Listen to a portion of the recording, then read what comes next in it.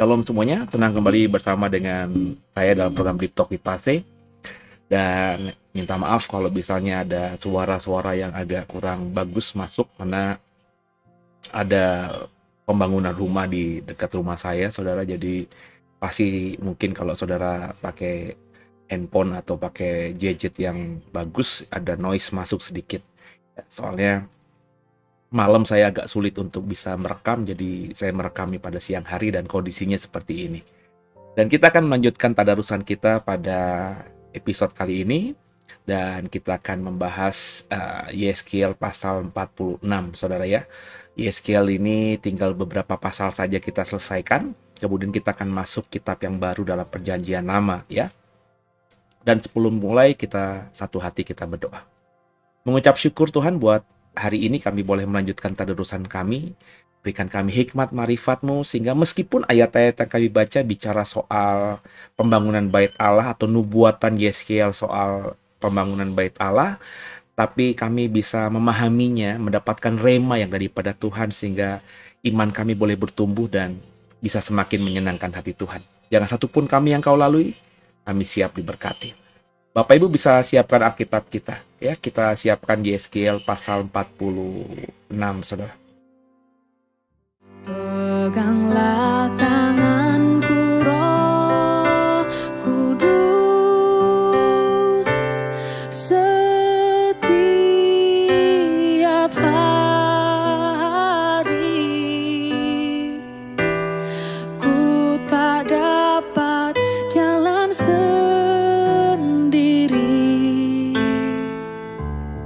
tanpa Roh-Mu.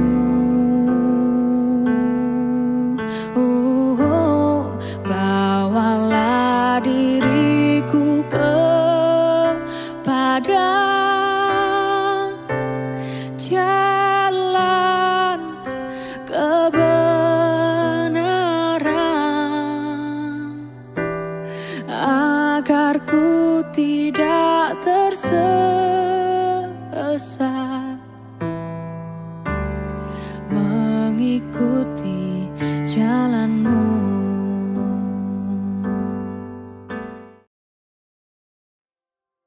Ya, kita akan membaca Yeskiel pasal 46, saudara ya, bersama-sama saya ya. Demikian firman Tuhan. Beginilah firman Tuhan Allah. Pintu gerbang pelataran dalam yang menghadap ke sebelah timur haruslah tertutup selama 6 hari kerja. Tapi pada hari Sabat harus supaya dibuka. Pada hari bulan baru juga supaya dibuka. Raja itu akan masuk dari luar melalui balai gerbang dan akan berdiri dekat tiang gerbang itu. Sementara itu imam-imam akan mengolah korban bakaran dan korban keselamatan raja itu. Dan ia akan sujud menyembah di ambang pintu gerbang itu. Lalu keluar lagi. Dan pintu gerbang itu tidak boleh ditutup sampai petang hari. Penduduk negeri juga harus turut sujud menyembah di hadapan Tuhan di pintu gerbang itu pada hari Sabat dan pada hari bulan baru. Korban bakaran yang harus dipersembahkan raja itu kepada Tuhan pada hari Sabat ialah 6 ekor domba yang tidak bercela dan seekor domba jantan yang tidak bercela. Korban sajian dari domba jantan harus diolah dengan 1 eva tepung, tapi korban sajian dari domba-domba yang lain bergantung pada kemampuannya, serta minyak 1 hin untuk 1 eva. Pada bulan baru harus dipersembahkan seekor lembu jantan muda yang tiada bercela, serta 6 ekor domba dan seekor domba jantan yang tidak bercela. Sebagai korban sajian, ia harus mengolah 1 eva tepung dengan seekor lembu dan 1 eva tepung dengan seekor domba jantan, tapi korban sajian dan dari domba-domba yang lain bergantung pada kemampuannya, serta minyak 1 hin untuk 1 eva. Kalau raja hendak masuk ke dalam, ia harus masuk melalui balai gerbang dan keluar dari situ juga. Tapi kalau penduduk negeri, pada perayaan-perayaan yang tetap berkumpul di hadapan Tuhan, dan yang masuk melalui pintu gerbang utara, untuk turut sujud menyembah, biarlah mereka keluar melalui pintu gerbang selatan. Dan yang masuk melalui pintu gerbang selatan, biarlah keluar melalui pintu gerbang utara. Janganlah seorang kembali melalui pintu gerbang kemasukannya, tapi masing-masing harus keluar dari pintu gerbang yang di depannya. Mengenai raja itu, ia akan masuk bersama-sama mereka dan keluar bersama-sama mereka. Pada hari-hari raya dan perayaan-perayaan yang tetap harus ada korban sajian, yaitu 1 eva tepung diolah dengan seekor lembu jantan dan 1 eva tepung diolah dengan seekor domba jantan. Tapi korban sajian dari domba-domba yang lain bergantung pada kemampuannya, serta minyak 1 hin untuk 1 eva. Kalau raja mengolah korban bakaran sukarela atau korban keselamatan sukarela bagi Tuhan, maka orang harus membukakan pintu gerbang sebelah timur untuk dia, dan ia akan mempersembahkan korban bakarannya dan korban keselamatannya itu seperti ia perbuat pada hari Sabat. Kemudian ia keluar, dan sesudah ia keluar pintu gerbang harus ditutup. Tiap hari ia harus mengolah domba berumur 1 tahun dan yang tiada bercela sebagai korban bakaran bagi Tuhan. Tiap pagi ia harus melakukan itu. Di samping itu, setiap hari ia harus mempersembahkan korban sajian 1/6 eva tepung dengan minyak 1/3 hin untuk mencampur tepung yang terbaik itu. Itulah korban sajian bagi Tuhan, dan ketetapan itu tetap selama-lamanya. Demikian mereka harus mempersembahkan domba dan korban sajian dan minyak setiap pagi sebagai korban bakaran yang tetap. Beginilah firman Tuhan Allah. Kalau raja itu memberi sesuatu pemberian dari milik pusakanya kepada salah seorang anaknya, maka itu menjadi kepunyaan anaknya, dan milik ini menjadi pusaka mereka. Kalau ia memberikan pemberian dari milik pusakanya kepada salah seorang hambanya, maka itu menjadi kepunyaannya sampai tahun kebebasannya. Lalu ia harus kembali kepada raja itu. Hanya anak-anak raja itu boleh mewarisi milik pusakanya. Dan janganlah raja itu mengambil sesuatu dari milik pusaka rakyat, hingga mereka terdesak dari miliknya. Hanya dari miliknya boleh ia mewariskan kepada anak-anaknya, supaya jangan seorang pun dari umatku didesak dari miliknya. Kita lanjutkan perikop berikutnya. Tempat memasak korban. Lalu dibawanya aku melalui pintu masuk yang di samping pintu gerbang ke bilik-bilik untuk para imam yang di sebelah utara tempat kudus. Dan sungguh, di sana di bagian barat sekali ada suatu tempat.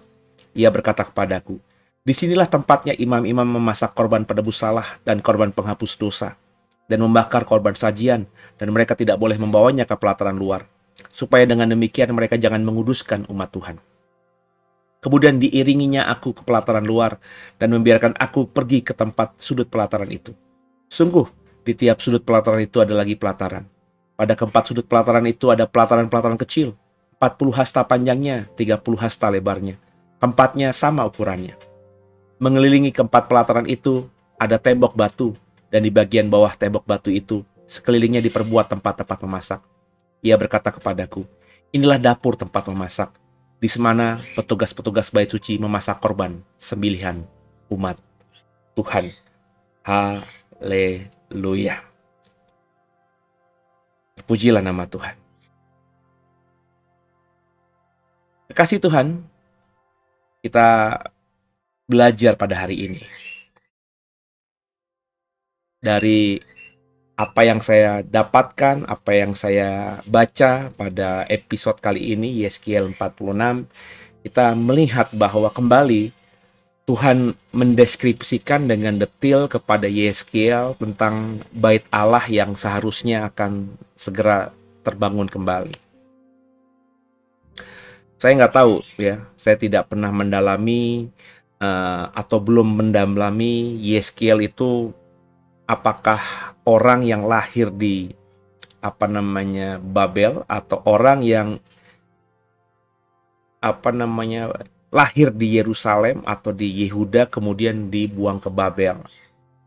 Atau lebih detailnya, andai kata dia juga orang buangan, dibuang hidup-hidup ketika dia sudah menjadi warga Yerusalem dan Yehuda, usia berapa kira-kira dia dibuang ke Babel? Dan ketika dia dibuang di Babel, siapa dia sebelum dibuang ke Babel itu? Ya. Sebab kalau dia masih kanak-kanak ketika dibuang ke Babel, mungkin saja dia tidak tahu bait Allah seperti apa kalau dia bukan orang Yerusalem, saudara. Sebab laki-laki dewasalah yang memang punya kewajiban untuk datang ke Yerusalem, beribadah di bait Allah, setahun bisa beberapa kali dalam hari raya Yahudi. Jadi kalau Yeskiel ini tinggal di luar Yerusalem, dan ketika itu dia masih di bawah usia 12 tahun, belum selesai anak Taurat, ya mungkin saja dia belum pernah ke bait Allah. Jadi tepatnya kalau saya membaca tadi, kita menduga-duga nih, ya. Sebab seperti saya bilang di episode sebelumnya juga bahwa ketika Salomo membangun bait Allah, Salomo membangun bait Allah sesuai dengan hikmat yang Tuhan berikan kepadanya. Dalam artian, kita tidak membaca detil, panjang, lebar, tinggi, ya, bentuknya seperti apa, ya, bait Allah yang dibangun Salomo itu. Salomo mungkin hanya mengikuti gambaran umum dari kemah suci yang dia tahu, kemah sucinya Musa, yang di zamannya dia itu ya digotong-gotong gitu dan dibawa ke Yerusalem oleh Daud bapaknya. Tentu bentuk dimensi, ya, bentuk fisik dari kemah suci itu yang kemudian diadaptasi menjadi bangunan bait Allah yang dia bangun itu. Tapi tentang panjang, lebar, luasnya, Alkitab seingat saya tidak mencatat hal itu. Tuhan tidak memerintahkan sedetil seperti Tuhan memerintahkan Musa ketika membangun kemah suci. Benar ya Bapak Ibu ya? Jadi jujur saja literatur yang bisa saya dapatkan tentang bait sucinya Salomo itu sangat minim ya. Kita bisa dapatkan yang validnya. Kita tidak bisa membayangkan bait Allah Salomo itu sedetil kita bisa membayangkan kemah sucinya Musa. Andai kata sekarang ini kita coba merekonstruksi ya kemah sucinya Musa, kita akan lebih mudah bisa merekonstruksinya. Kenapa? Karena pembangunan kemah suci itu begitu detilnya Tuhan perintahkan kepada Musa, panjang, lebar, tinggi, kainnya berapa lapis, jumbai-jumbainya ada apa aja. Begitu juga semua perabotan suci di kemah suci itu begitu detilnya. Terbuat dari apa, bentuknya seperti apa, dan lain sebagainya. Tapi bait Allah yang dibangun Salomo, ya kita cuma ngebayangin aja. Kalau Bapak Ibu bisa sering melihat gambar tentang bait Allah, itu sebagian besar saya berani yakin itu bait Allahnya yang dibangun oleh Herodes. Yang mungkin saja ketika Herodes akhirnya menyelesaikan pembangunan bait Allah itu, dia memakai apa yang sekarang ini kita baca, literasi atau detil-detil yang disampaikan oleh Yeskiel ketika Tuhan berfirman kepada Yeskiel ketika Israel masih ada di Babilonia. Jadi jelas ini bukan bait Allah Salomo yang digambarkan oleh Yeskiel 46 yang barusan kita baca. Atau mungkin saja Salomo membangun seperti itu, kemudian dihancurkan oleh Raja Babel Nebukadnezar, dan Yeskiel yang masih kecil saat itu, yang mungkin saja seperti saya bilang tidak pernah ke bait Allah di Yerusalem ketika mereka atau dia masih tinggal di tanah Yehuda, itu dikasih detil sama Tuhan. Ini loh yang harus kamu nanti dan Israel pugar kembali ketika sudah kembali ke Yehuda. Kurang lebih begitu. Atau yang memang pemikiran saya tadi, Tuhan ingin membangun kembali bait Allah dengan detil seperti yang dia maui. Karena bait Allah sebelumnya itu dibangun sesuai hikmat yang Tuhan berikan kepada Salomo. Jadi ada kemiripan di sini tentang bagaimana membangun tempat untuk Tuhan. Yang satu Musa, yang satu lagi lewat Yeskiel ini, di mana perintah Tuhan kepada Musa dan Yeskiel tentang kemah suci dan juga tentang bait Allah begitu detilnya. Nah, apakah ini terbangun di zaman Herodes Agung? Ya saya sih menduganya, ya, memahaminya Herodes Agung menjadikan nubuatan yang ditulis oleh Yeskiel ini, penglihatan yang diberikan Tuhan kepada Yeskiel tentang bait Allah yang akan dibangun lagi, menjadi referensi utama dari Herodes Agung, terutama ketika memugar dan memulihkan bait Allah sehingga terbangun dengan megahnya kembali di zamannya, di eranya. Ya, gambaran-gambaran tentang bagaimana korban yang harus diberikan kepada Tuhan, yang harus dilakukan raja mewakili umatnya untuk korban penebus salah dengan eh, hal-hal yang detail tadi, itu kita bisa temukan di pasal 46 yang barusan kita baca. Jadi dari ayat-ayat yang kita baca di pasal 46 juga kita melihat tanggung jawab seorang pemimpin itu ya. Di mana dia harus berkorban. Paling tidak kita baca tadi mewakili hari dalam seminggu.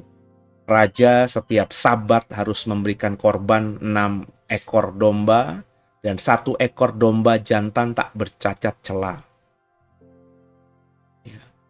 Itu bukan saja untuk dia, tapi mewakili juga keselamatan buat bangsanya. Tentu dalam prakteknya ada raja-raja yang tidak melakukan hal itu karena satu dan lain hal, hingga akhirnya mendatangkan murka Tuhan atasnya dan Yehuda di kemudian hari. Tapi raja-raja yang takut akan Tuhan itu melakukannya, mengerjakannya. Ya.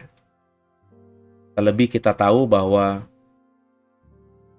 dalam perjalanannya nanti, ya, ketika Yehuda sudah kembali ke Yerusalem, itu banyak tantangan-tantangan di situ.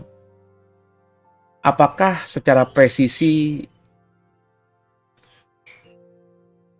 para pemimpin Yehuda yang kembali ke Yerusalem pasca Yehezkiel dan kemudian berusaha memugar bait Allah, dan apakah ketika Herodes Agung berhasil memulihkan bait Allah sehingga peribadahan bait Allah kembali bisa terjadi dengan sempurna kembali di Yerusalem, apakah detail itu dilakukan? Saya merasa kok kayaknya enggak gitu.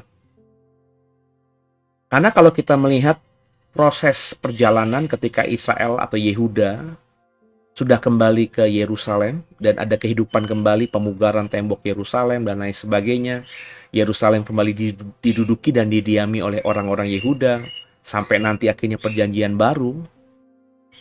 Kok kayaknya nggak ada cerita bahwa raja-raja atau pemimpin Yahudi saat itu melakukan apa yang dimimpikan atau dinubuatkan oleh Yehezkiel yang kita baca di pasal 46 tadi. Di perjanjian baru misalnya kita tidak temukan Herodes Agung mempersembahkan korban Sabat. Ya. Padahal kalau kita mengukur tentang kitab Injil saja, itu kan mestinya ya ada beberapa tahun ya sepak terjang Tuhan Yesus ketika menjadi manusia yang diperkirakan 3,5 tahun itu adalah mestinya tergambarkan Herodes sebagai raja orang Yahudi saat itu melakukan apa yang dinubuatkan oleh Yehezkiel di pasal 46 Yehezkiel ini, di mana dia membawa kambing domba di hari Sabat, di hari baru setiap bulan, kemudian juga di dalam momen-momen tertentu lembu. Kayaknya kita tidak pernah melihat cerita soal itu. Yang kita lihat, yang kita bisa bayangkan ketika Herodes Agung menjadi raja, ya dia ada di situ ketika perayaan-perayaan tapi berpesta pora. Ya pesta poranya sih nggak apa-apa karena perayaan agama Yahudi memang identik dengan pesta pora, pesta makan, pesta minum anggur juga. Tapi ritual agama yang dinubuatkan Yehezkiel, kita tidak pernah membacanya secara baik tersirat maupun tersurat di dalam perjanjian baru, di mana Herodes melakukan yang disebut dengan ritual ibadah Yahudi ini. Kita nggak bisa temukan gitu. Jadi ya bisa dilakukan apa tidak dilakukan itu ya berada di area tafsir, di mana area tafsir itu tidak punya ayat pendukungnya, nangkep saudara ya. Jadi ketika kita membaca Yehezkiel 46 dan sebelum-sebelumnya, ini bisa saja merupakan nubuatan yang sudah tergenapi sebagian dan sebagian belum. Ya. Orang Yahudi mempercayai bahwa Mesias itu nanti akan masuk ke bait Allah dari pintu timur, seperti yang kita baca di pasal 46. Gerbang timur itu kan tertutup dan hanya terbuka ya ketika nanti raja atau Mesias masuk ke sana dalam peristiwa perayaan Sabat atau hari-hari raya tertentu. Dan ini yang masih diimani oleh Israel sekarang, karena Israel masih mengimani Mesias belum datang dan segera akan datang nantinya. Bagi kita orang Kristen, Mesias adalah Yesus. Tapi Yesus ketika datang dulu 2000-an tahun yang lalu tidak pernah juga melakukan apa yang dinubuatkan oleh Yeskiel ini. Masuk dari pintu timur, karena orang Yahudi saat itu tidak pernah menganggap Yesus sebagai Mesias. Tentu namanya nubuatan akan tergenapi. Jadi membaca Yeskiel ini dalam bahasa saya itu penggenapan yang sudah digenapi sebagian, tapi yang sebagian lagi belum tergenapi. Dan pasti akan tergenapi nanti ketika orang Yahudi melihat Mesias dan yang kita imani sebagai Yesus datang kali kedua ke dunia ini, menjadi raja atas semua kita.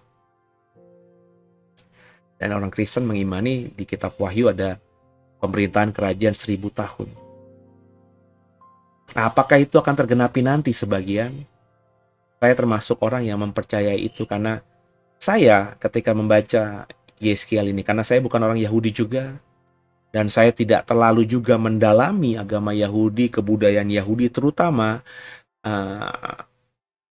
kehidupan Yahudi pasca kembali ke Yerusalem setelah dibuang ke Babel. Yang saya baca, yang saya pelajari hanya literatur Alkitab dan juga mungkin sebagian kecil dari latar belakang yang melatar belakangi kehidupan zaman itu, tapi tidak mendalami detail gitu. Saya bukan seorang arkeolog atau ahli sejarah agama Yahudi yang dalam sekali. Ya, seperti profesor-profesor yang mengabdikan hidupnya untuk itu. Ya mungkin saja ya ada yang pernah menemukan fakta secara arkeologi, secara bukti-bukti di luar Alkitab yang mengatakan bahwa pemimpin Yahudi setelah kembali ke Babel melakukan apa yang dinubuatkan oleh Yeskiel pasal 46 dan sebelumnya tadi. Tapi saya melihatnya kayaknya sulit untuk dilakukan itu. Ya. Karena kalau boleh jujur, ketika Israel kembali, ya bangsa Yahudi kembali ke Yehuda di zaman Raja Kores mengizinkan itu, mereka kembali pulang, ya. Israel kan sebenarnya tidak ada raja, yang ada hanyalah gubernur yang mewakili pemerintahan Persia saat itu, karena Kores kan raja Persia. Kerajaan Persia kita tahu memerintah setelah kerajaan Babilonia runtuh.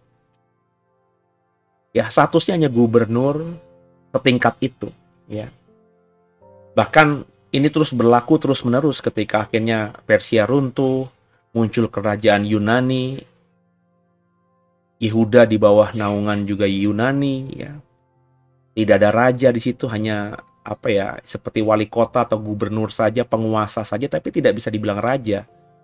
Karena para pemimpin yang memerintah Yehuda saat itu tidak mewarisi gennya Salomo, dari garis darah Salomo. Bahkan ketika Romawi menjadi penguasa dan Herodes Agung itu diangkat menjadi penguasa atau raja wilayah di wilayah Palestina, ya, Israel saat itu, Herodes Agung kan juga, dan keturunannya kan juga bukan keturunan dari Raja Salomo.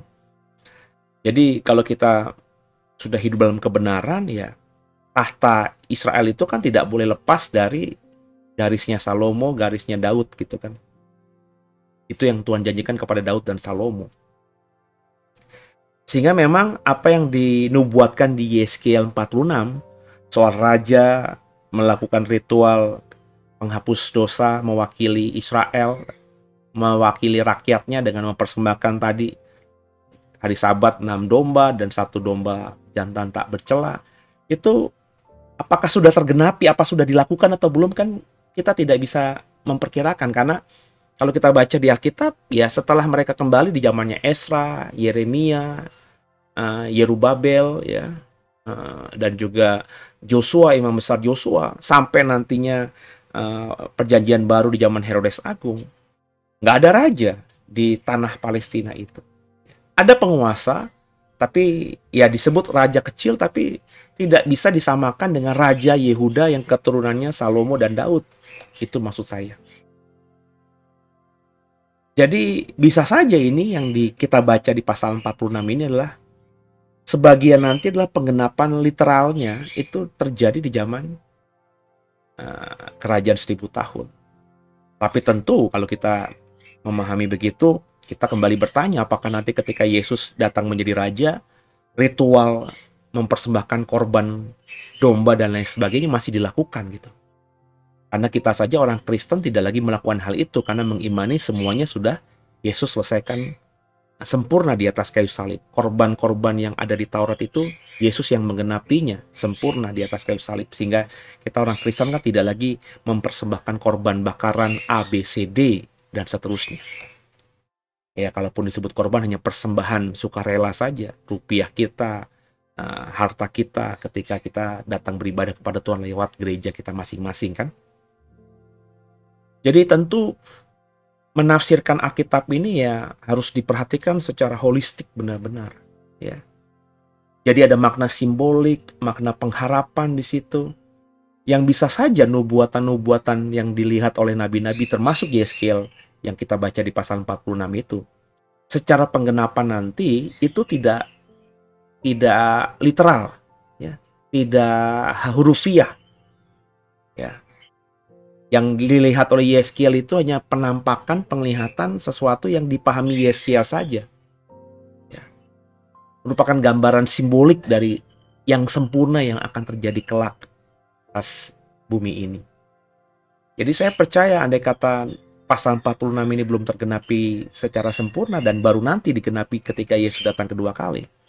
Penggenapan yang Yesus lakukan nanti itu tidak literal, tidak hurufiah, seperti yang kita baca.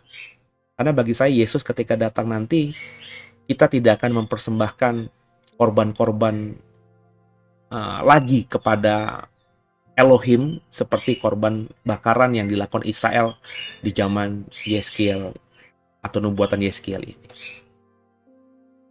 Saya tidak bisa mengerti kalau Yesus nanti datang masih 10 tahun, 20 tahun, 30 tahun lagi dan manusia sudah lebih modern, kita ini masih membayangkan mempersembahkan korban pakai sembelih domba dan lembu dan lain sebagainya.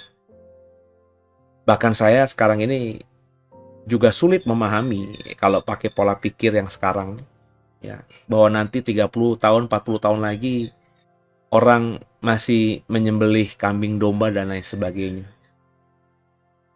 Karena 20-30 tahun ke depan manusia yang canggih itu akan sudah membuat makanan yang lebih praktis, lebih instan lagi. Jadi kayaknya menyembelih domba, kambing, lembu atau binatang-binatang lainnya sudah menjadi sesuatu yang bertolak belakang dengan pemikiran modern. Ya, hari ini saja misalnya ya, contoh ya. Ya, saya tidak makan sih. Ya. Tapi zaman saya dulu SMP, SMA, orang-orang Kristen yang saya kenal di lingkungan saya, ya, satu gereja saat itu toki anjing atau membunuh anjing untuk dimakan dagingnya, itu masih sesuatu yang biasa.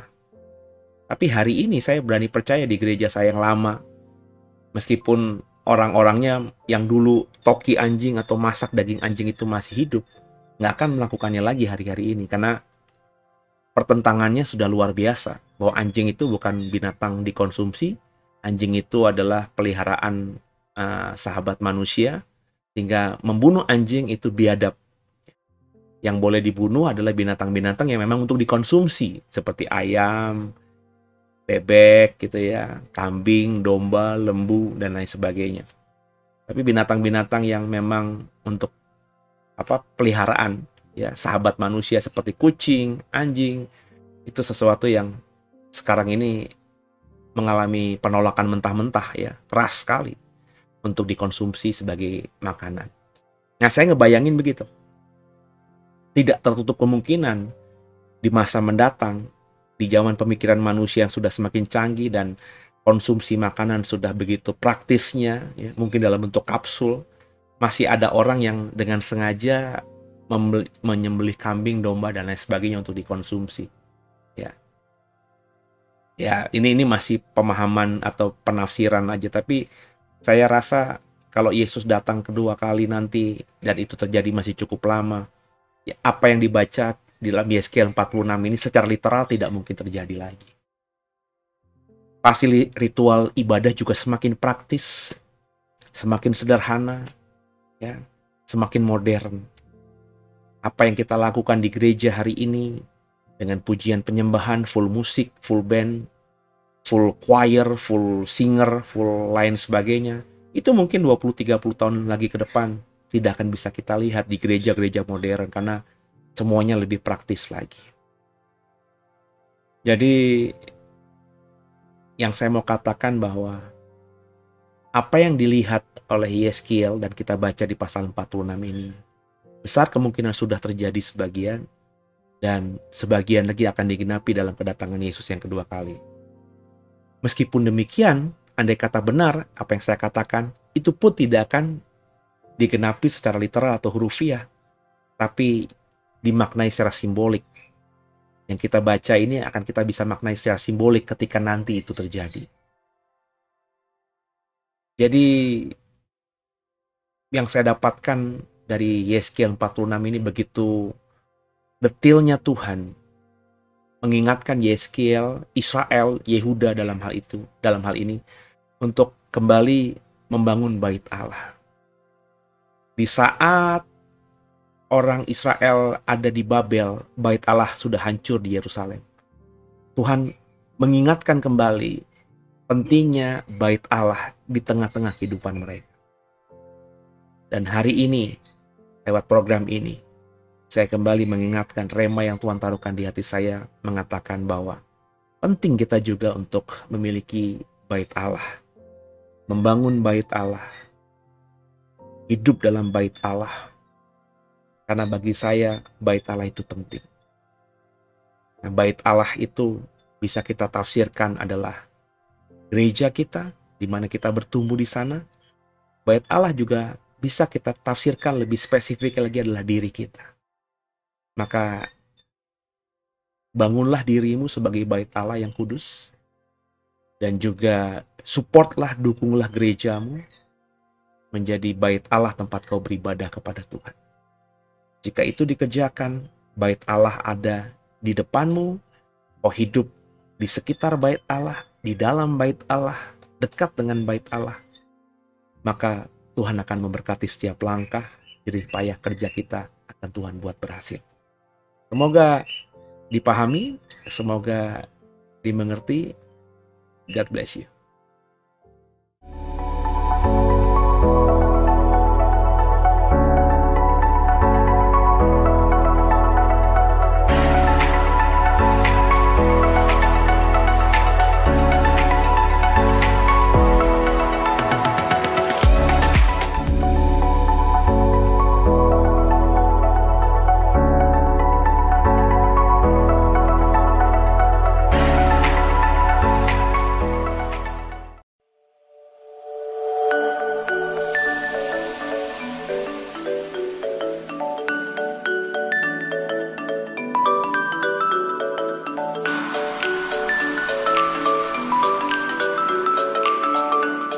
Shalom The Warriors. Kami mengucap syukur dan juga berterima kasih atas dukungan saudara atas channel YouTube The Warriors sampai saat ini. Terlebih hingga akhirnya kita bisa memiliki fitur membership sekarang. Di mana dengan join membership, Bapak Ibu Saudara dapat memberkati pelayanan digital kami lebih lagi. Sekaligus juga mendapatkan fitur-fitur yang lebih seperti, akan ada konten-konten pengajaran yang secara khusus kita upload dan share hanya kepada member, kemudian seminar-seminar online khusus member, dan ke depan masih akan kami terus kembangkan pelayanan kami supaya bisa menjadi berkat khususnya di media digital ini. Jadi terima kasih. Kalau Bapak Ibu Saudara sudah tergerak untuk join membership, caranya bisa diklik tombol join di sebelah tombol subscribe di bawah. Tuhan Yesus memberkati.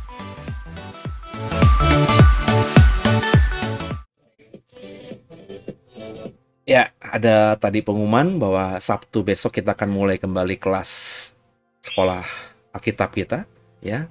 Dan Bapak Ibu bisa belajar bersama dengan kami, masih ada beberapa hari, ya. Hari ini dan esok untuk mendaftar kalau Bapak Ibu mau tergerak belajar. Dan ada informasi mengenai membership.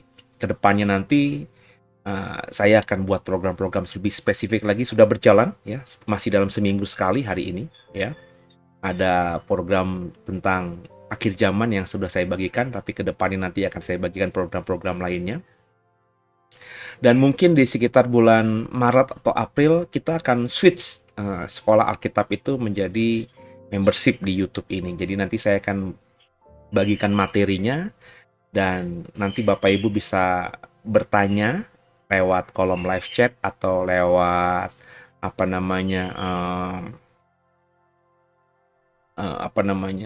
kolom komentar, atau ya kita sedang cari cara supaya nanti pas kita live sekolah Alkitab itu, atau kita buka kelas sekolah Alkitab itu lewat live di YouTube, yang menjadi member yang bisa menonton dan bisa belajar bersama itu juga bisa berinteraksi lebih daripada sekedar menuliskan teks di live chat atau di kolom komentar gitu Bapak Ibu ya.